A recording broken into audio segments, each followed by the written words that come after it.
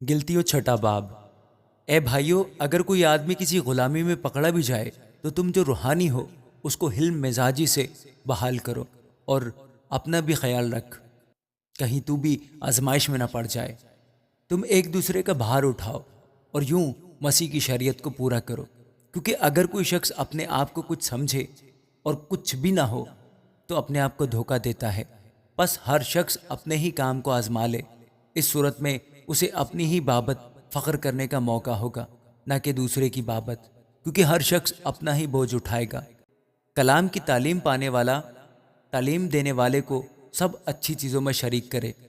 फरेब ना खाओ। खुदा ठट्ठों में नहीं उड़ाया जाता, क्योंकि आदमी जो कुछ बोता है वही काटेगा। जो कोई अपने जिस्म के लिए बोता है वो जिस्म से हलाकत की फसल काटेगा, और जो रूह के लिए बोता है वो रूह से हमेशा की ज़िंदगी की फसल काटेगा। हम नेक काम करने में हिम्मत ना हारें, क्योंकि अगर बेदिल ना होंगे तो ऐन वक्त पर काटेंगे। बस जहाँ तक मौका मिले सब के साथ नेकी करें, खासकर अहले ईमान के साथ। देखो मैंने कैसे बड़े बड़े हरफों में तुमको अपने हाथ से लिखा है।